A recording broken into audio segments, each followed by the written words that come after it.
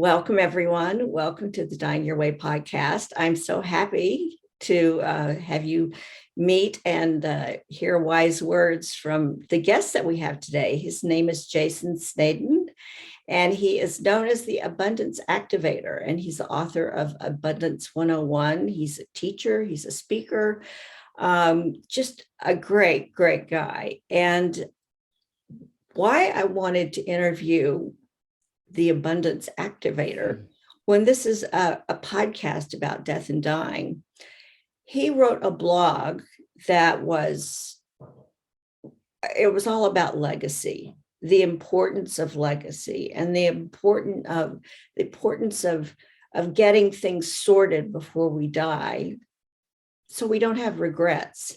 And he used the quotes and the top 5 regrets of the dying by Bronnie Ware. She wrote a book by that title, and he actually quoted those 5 regrets.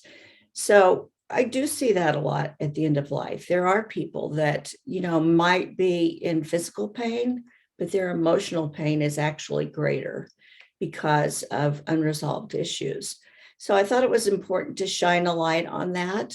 We'll see where this goes. He's also a channel. And we talked about it before we started, if he would be comfortable in doing that. And we'll just see how it goes. And we'll play that by ear. More than anything, my intention is that after listening to this podcast, you are motivated to look at your own life and look at areas in your life that might be cause discomfort if you were on your deathbed. So let me introduce you to Jason. You'll love him. He is great. Hi, Jason. Hi, Claire. Delighted to be here. Yeah, thank you are you in Melbourne? Where are you? I'm actually on our farm up in the northern New South Wales, so in the middle of nowhere. It's 25 kilometres from the nearest town, which is Lismore. So yeah, it's beautiful. Beautiful. How nice. Yes. I also did say that you were a very successful realtor. So are you still doing real estate? No, not any longer, but that's how I made my money. So yes, it was a good way to get the finances sorted in life. Abundance, that's a really good thing. But one of the things that I heard you talking about, that abundance is so much more than money. And I think before we would start, just tell us about abundance. What is abundance activation, and how can we use that, particularly if we're facing challenging situations in our life? Really good question. Yeah, and a lot of people do think abundance, the word abundance, is all about money and things, and it's so not. I mean, that's where my journey started, was with wanting to create money and things, and I got very, I was a poor performing realtor, and that was the start of my personal growth and development journey. And I learned about your focus creates your reality, and I learned that we all have limiting beliefs and programs running. And when I learned to work with getting clear on what I wanted and understanding where I was in relation to that, and then starting to use the universe, the energy, to create, to manifest, and I was very good at that.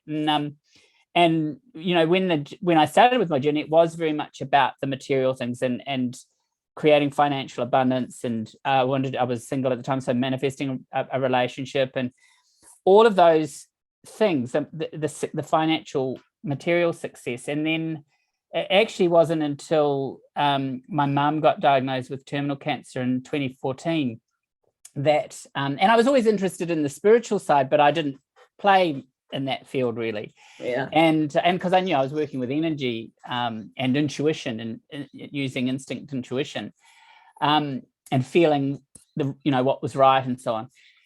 And when Mum got diagnosed with terminal cancer, I decided to sort of really go on that journey with her and be there. And so I started delving, where's she going? What's happening to her? The big question. Where is she going? Yeah. And so I had studied Neal Donald Walsh, Conversations with God, and he had written this book, At Home with God. and a life that never ends. And I started reading that while I was with Mum, really. And it just resonated so much with me, and how we're eternal, and that we've come here to experience this life and this physical being, but we're in our transition, we're going on to our next thing. And it's sort of like an emerging and emerging merging he talked about. And in this book, there's a beautiful prayer, the prayer for the dying. And I just read this to Mum when she was still conscious, and then when she was unconscious. And it just gave her a lot of peace around her transition, even though she was very angry. Like she didn't want to go. She was not ready. She was 67, and she was really pissed off about going. And she's a twin, so her sister was in good health, and so she was really, really annoyed at her sister. She was staying, and so it was really interesting to observe that. And so Mum sort of went kind of in complete resistance and didn't want to talk about it, didn't want to deal with it. But I was like, well, let me just delve into this. And it gave me great comfort. The prayer gave her great comfort. And I even read it at her funeral. Could you read the prayer for us? Yeah, absolutely. I have bookmarked it in case that if it was appropriate. And it is a beautiful prayer. So here it goes. The God of your understanding is with you now, even in this hour, at this precise moment. If you have no understanding of God, that will not matter. God is still here in this place with you right now, whispering to your soul. You are welcome whenever you're ready to come home. You shall not be turned away, not for any cause or reason.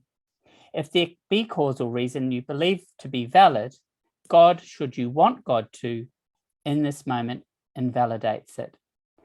God, should you want God to, in this moment, erases it. God, should you want God to, in this moment, makes all paths clear, all roads straight, saying, make way for my beloved who chooses to be home with God.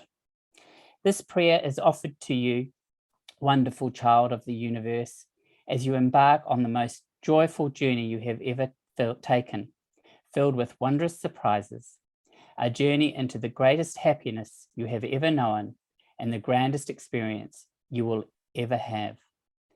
Dream now of glorious things. Dream of every fantasy come true. Dream of every pain disappearing, of everything of which time has robbed you of being given back to you again and again. Dream of seeing loved ones once more, those who have gone before you and those who will follow. Know for a certainty that when you leave here, you will be here with all those that have held a place in your heart and have gone before. And do not worry about those you leave behind, for you will see them too again and again, and love them too again and again through all eternity, and even in the present moment, for there can be no separation where there is love, and no waiting where there is only now. Smile then at the joyful anticipation of what is in store. These gifts have been laid up for you, and God has only been waiting for you to return home to receive them. Peace, joy, and love are you and are yours now and always. So it is, and so it shall be, forever and ever. Amen. Amen.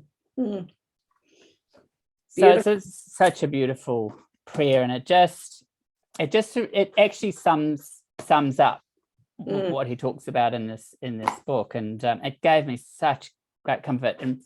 And so when I've sent it to lots of people who are going through that, whether it's themselves or witnessing others, and it just gives them great comfort, I find. So yeah, and I loved how it said just right off the bat, it really doesn't matter whether you believe or not, that grace is there, love is there, and just beautiful. Well, that's a wonderful way to start this interview with that really, really high note. And so obviously one of the reasons why I wanted to talk was because the antithesis of that is what so many of us bring to the end of our life, because we have no choice but to look back.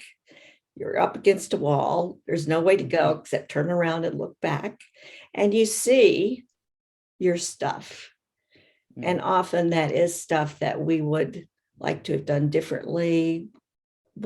Let's just talk about that blog that you wrote. What motivated you to write that blog? And we'll just go over what those 5 top regrets are. Yeah, well, I wrote it because there's a lot of the clients that I'm working with at the moment, there's sort of been a bit of a shift in that I'm working with people wanting to really create something magnificent. They've already got their sort of what their perceived, finances and financial abundance sorted out, and even good, beautiful relationships and so on, and good health and vitality, and at the moment, and they're wanting what's it all for? What's the next? What's all this for? And so it was sort of this theme, and I thought, well, there's something in this. Let's write about it. And then I sort of thought, well, I wonder what we regret when we transition. And then that's when I found the article, and I thought, well, let's use that as the starting point. But I felt that there was more to it than that, in the sense of, well, what am I leaving behind? What do I want to create before I go? What's it for? What's it been for? What is it for? What am I doing? What I'm doing for? Who am I doing it for? And how do I want to leave this planet? Whether that's in my own sphere or for the greater good. And so it's just to get people thinking about that, get people thinking about, well, what would I love? Do I want to be on my, taking my final breaths and have any regrets? Or do I want to actually go, well, I'm ready. I've done what I came here to do. And I think that would be the greatest satisfaction one could have, is to go, well, actually, I've had a life well lived. I have no regrets. And I actually did what I came here to do, whatever that is, because we all have a different purpose. And so, of course, it got me thinking about what I'm doing. And I'm going, well, actually, I get to do what I love. I get to help people be the best that they can be, help people break through their limiting beliefs and create a focus onto what they truly want. But this next level I feel is the next level of creation, of next level of what am I doing it all for? And so that's why I wanted to create the blog around that and create a discussion, really. And do you want to actually go over those, what they are? So, you don't have to go into detail, but I have them here if you. Yeah, I don't have the blog in front of me. Well, I could bring it up, but I think one of the things that I've got it right here, but it's just like, if the reason why I even want people to know about this, if they can look at their circumstances and go, oh yeah, that's me, not me. That's me. Okay, a little bit there.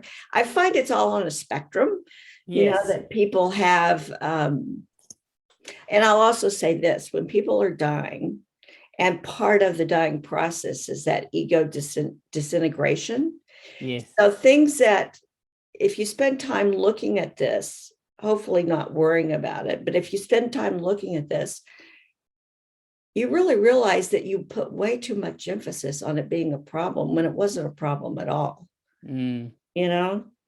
So do you want me to read these 5? Yeah, because you've got them in front of you. I've got an additional one to add that I was sort of thinking about when I was reading that before this call, which I'll share at the end of that.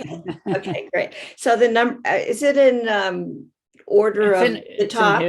It's in her order of the greatest regrets. Yeah, based on her personal experience being with dying people. Okay. Yeah. Number 1, I wish I'd had the courage to live a life true to myself, not the life others expected of me. Number 2, I wish I hadn't worked so hard. that's kind of a guy thing, probably. But yeah, and I think that's something that's perhaps shifting a little bit now. Yeah. And number 3, I wish I'd had the courage to express my feelings. Number 4, I wish I'd stayed in touch with my friends. Very important. And I wish that I had let myself be happier. And the only one that I really want to comment on, and then I want to hear your 6th one, is that I wish I'd stayed in touch with my friends. Because one of the things that we really focus on when we're working with people is who your team is and that network that are supporting you in the dying process as your trajectory of your disease is, getting closer to the end. And if you don't already have a network of friendships, loving, supportive people around you at the end, it's really hard to gather that team together. So just even right now, while you're healthy, getting that network, being a good friend, so you have friends, I just think that's really important. Absolutely. And I think that's a really good segue into what I see as the 6th one. And that is, I wish I had forgiven those around me. I wish I had forgiven others. And because I had this experience with my own father, who's transitioned as well. And I did a lot of work on forgiving him, coming into a place of neutrality, loving and accepting and forgiving him. And because he was a difficult man, he was an alcoholic, and he was difficult. But I always wanted more from him, and I always set him up as less than. So that's what I would witness, the less than experience. And when I actually learned about, my abundance comes from loving and accepting him, forgiving him. My freedom comes from that. And I learned about Ho'oponopono, the Hawaiian forgiveness prayer. Thank you. I'm sorry. I love you. Please forgive me. Thank you for showing me where I'm holding you as your less than. I'm sorry for that. I love you. Please forgive me. And it just neutralized. It took me a while. It took me a long time, actually. I got to that place well before he transitioned, and we had our relationship came into a sort of a neutrality. I didn't necessarily agree with how he showed up in life or how he, was, but I loved and accepted him for him. I didn't need to change him. I knew how to work with him and within my own boundaries. And look at the good genes he gave you. I think I got most of my good genes from my mother. She transitioned early. Well, I'm just making an observation here. Perhaps I did get good genes from both of them. Hopefully I got the best of both worlds, hopefully. Yeah. And so when Dad came to transition, it was a really beautiful experience. And he was actually he got diagnosed with a terminal cancer diagnosis, but it was all very quick. And he was ready to go, because he actually always said, I don't want to live a long life. I know I've abused myself, because he was a smoker and a drinker right through, right? And he said, I'm ready to go whenever that is. And he went into it really in a state of readiness and acceptance. He didn't fight it. And he whilst he was a very difficult man and had difficult relationships, he actually cleaned them up. He had 3 siblings. He had them all come and visit him. I don't know what the conversations were, but he had good conversations with each of them. And then when the time came for him, he had the ones that he loved the most in that room with him, myself, my sister, his mother, my half brother, and his wife, who was remarried, in that room. And we were all there at that exact moment. And I'd had the opportunity beforehand, just him and I, in the hospital room, and I read in that prayer. But I also called in the team that wanted to be there to help him, to be there with him and through his transition. And it was when that time came, it was a beautiful experience. It was an experience filled with love. Even just before, my stepmother and my half brother were out of the room having a coffee, and my sister were there having a conversation, just remembering the good times. And it was just this beautiful flowing conversation. Then my sister noticed, oh, something's changing. And so then that's when we called Carol and Miles into the room. And then not long after that, he actually transitioned. So it was just this beautiful experience of witnessing so much love and this beautiful, easeful transition that he went through, which we know he went through because we could tell. And then whilst I shed a few tears in that moment because it was so beautiful, there was no grieving. There was no grieving for me because I felt we had no unfinished business. It was an honor to have witnessed, an absolute honor to have witnessed his transition. And there was just love in that room for him. And so it was an incredible experience, and one I'm truly grateful for. So, and I think I mean, I've not talked to my siblings about their experience from it, but I feel that it was an honor for them too to have been there in that way. Well, I love how you describe that, because I've experienced that as well, and many deathbeds and of my own parents, and that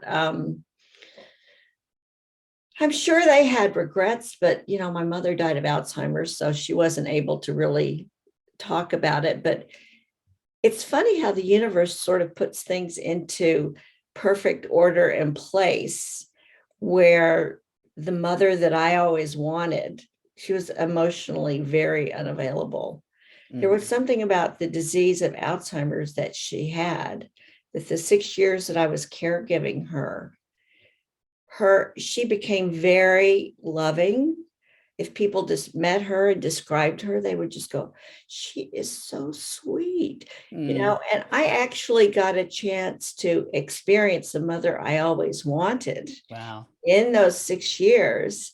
That was all I needed to know, that whatever deficits she may have had as a mother, that experience more than made up for it, so, and that wasn't anything purposeful on my part. It's just how it played out, which I will be forever grateful for. So how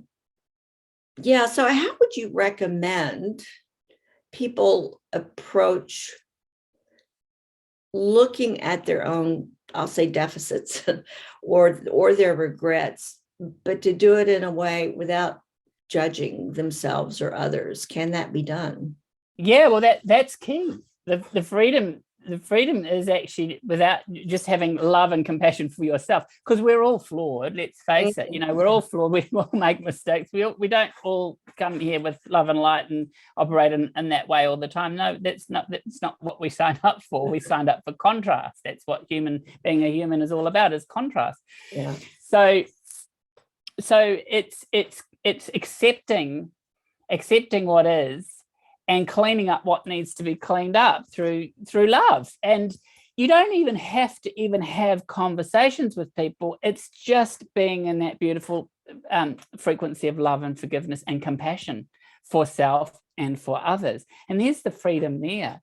Because I did all my work with Dad separate, on my own. I didn't need to have the conversations with him. We had, I told him I loved him, and he told me he loved me. So there's this beautiful neutrality there, and I knew I was loved, but there was never any need to have any D&Ms, because he wasn't actually able to do that, and nor did we need to. Any DEMs? Oh, deep and meaningful conversation. Oh, okay.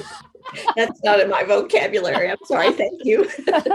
I use it 3 times. It's mine. Yeah. So, it's coming at it from that place of, okay, well, where am I? What regrets do I have? What would I love to have peace around? And what do I need to do to create that peace within? And going through, well, where am I? Who is there? Anyone I need to forgive? Do I need to forgive myself? And it's just going through that experience in the best way you can. And sometimes it is about having the conversation. Sometimes it is if it feels right, but not meaningful kind of conversation. Deep and meaningful conversation. Yeah. whereas I believe, and this book does touch on this, is that if we've got unfinished business, we've got to come back and sort that out with that soul, so it's going to come back at us. So I'm all about cleaning up what needs to be cleaned up. And with Dad, it was I just knew we had no unfinished business. Like we don't have to repeat any of our lessons, because we choose our parents and we get the lessons from those parents. And so I really do feel that I 100% cleaned up everything with him. And same with Mum, really. I think Mum transitioning, when she did open, there was a soul contract there, because that activated me into my spiritual growth. It really propelled that and really opened up me to how multidimensional and how we are spiritual beings having this these spiritual beings having this human experience, and how multidimensional we are. And that's really when I surrendered into that aspect. I feel like she's not done her, she's probably got unfinished business, because I know that she was angry and she didn't want to go, and that she, there was some tension between her and her sister that I feel like was unfinished business for her. But I didn't know that stuff then, and nor did she. And whatever she comes back to do is that's on her. But I don't feel I have that. I feel like our soul contract was fulfilled, and so it also gave me, after the grieving process, gave me comfort. Actually, when I processed it, I thought, actually, I really do think she transitioned at that time to contribute, whatever. There was obviously multiple reasons, but really contributed to my growth, and what that's done and enabled me to do in service for so many others. So it's a legacy. We're working with people now that pretty much had, the material abundance wrapped up. But as you're working with those clients, are they people that have legacies that they want to leave in a non-material way, that are I just feel like people tend to diminish the importance of legacy. Like, who would want to hear, my story left behind, or who would want to, this old quilt or whatever. But I think those legacies mean more than people think. And are those some of the things that they're looking at, is leaving a legacy? Yeah, I think that's the no one remembers how wealthy you were and what material items you had. they might remember, but it's the person you were, what the impact you were, what a difference you made, what you learned from that person, what you experienced from that person. So it's the love you felt from that person. That's what you remember. That's what you carry within you. And so that aspect is that is the aspect of legacy. I think that is so important. And then there is some of us that are here to do, big things, bigger things. Then what would that be? What would that be if you were here to do that? Not everyone is here to do that, and that's okay. It doesn't matter. It's just, how do I want to transition, knowing that I've lived a life well lived. It makes such a difference. Really, it makes such a difference at the end of life if people have that sorted out and their relationships sorted out. And I don't think it's important whether they believe in God or not. I love what it said in that prayer. I mean, that God will show up and be there. So it's really not even that important. Would you be comfortable in doing a bit of channeling? Master Kathumi? Yes. Well, it's an enlightened master. Yeah. It's that they like to be called the masters, because it's not just one entity. It's collective, really. So it's so let's and so feel free to just ask questions. Okay. And I will just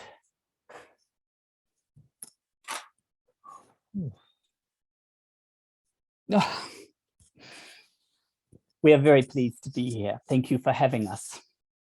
Thank you for coming. We're happy to have you. It is a very big topic, is it not? It is. And I think what your point of view of what death is, and in the big scheme of things, how would you tell us what death is? Death is not dying as you perceive it. Death is not finality. It is just simply a transition. That's why he calls it transition. You're transitioning into another realm. You're transitioning into the next thing. There's emerging and emerging into a new realm. And so we want you to know that you are all multi-dimensional, so you're all going into different realms and different experiences, and you are just simply in an experience at the moment, having this human experience on this earth realm. This is an experience you've signed up for, that you've created, and through that creation you're creating contrast, but you are all coming back to source, to oneness, to the source that is. You are all essentially source. This frequency that comes through him is simply source. It's just a frequency, an individualized frequency. So we want you to know that's what you are here experiencing.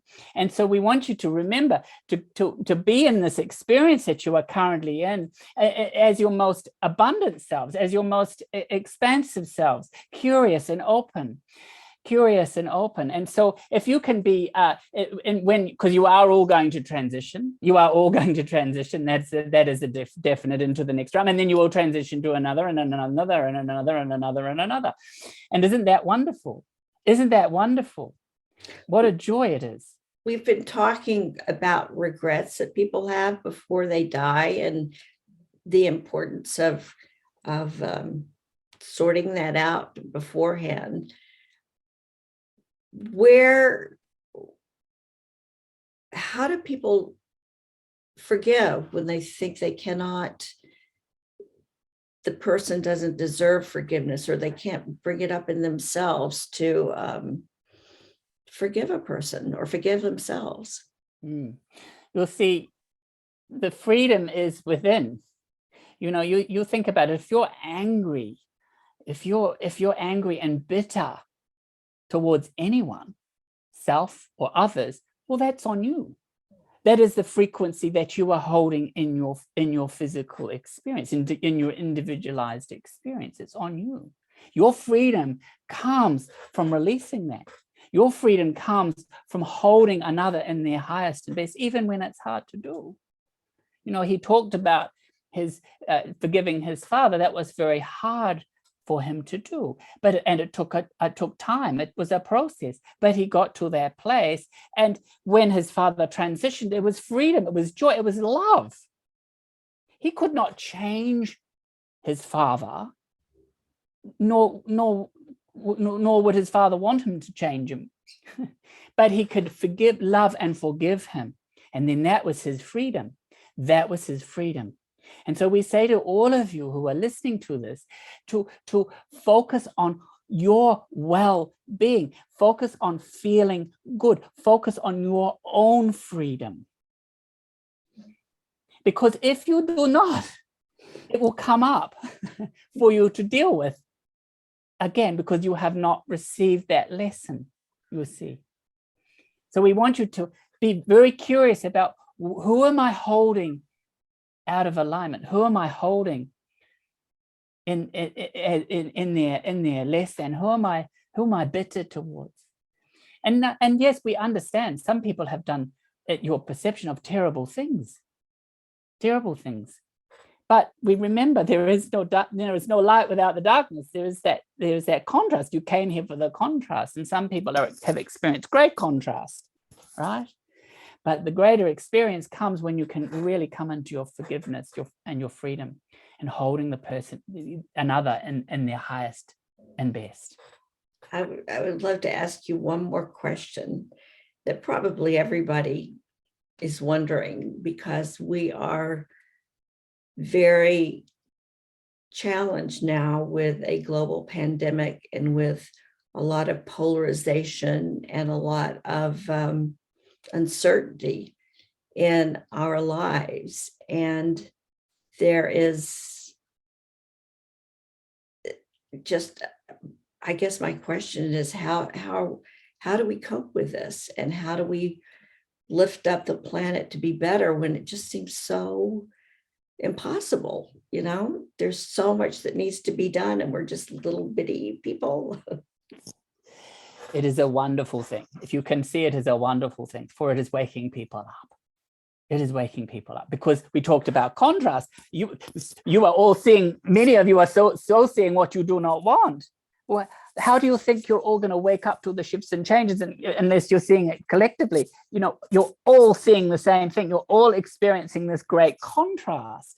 So the great awakening that many of you are fully aware of happens because of this significant contrast. So many of you are seeing what you do not want. So this is happening collectively, so that the collective shift moves on to what you do want to create for your experience here on the earth plane right now.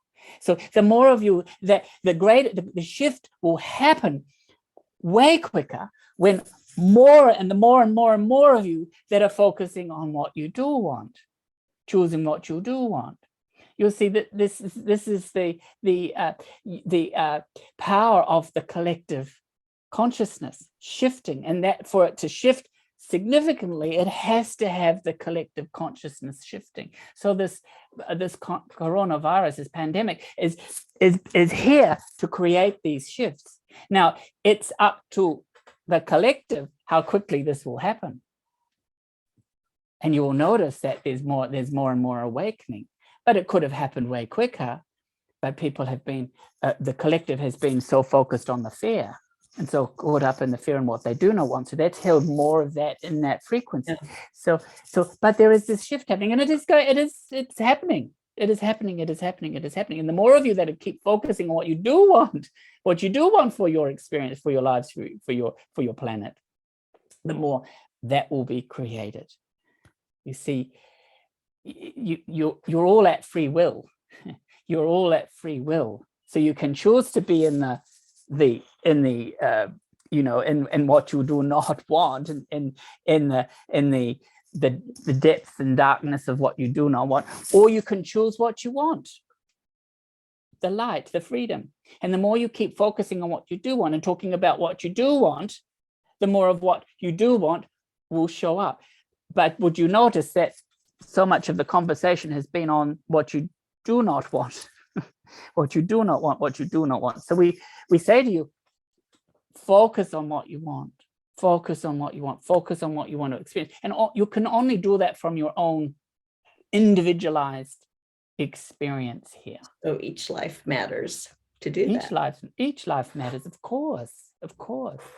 Yes. And the more you are conversing around what you do want, the more you are conversing, and the more you bring yourselves into joy, appreciation, love, that shifts things as well. So you don't even have to be focused on the pandemic ending or what you want for the world. It's feeling good. You're focusing on feeling good, doing what you love, and filling your tank up with what you love. And that will shift things as well. Because imagine a society filled with abundance, joy, love, completely shifts. I love speaking with you. Thank you very much for coming through, Jason, and thank you for being here. It is our pleasure. Thank you. Oh. How did that feel? Good.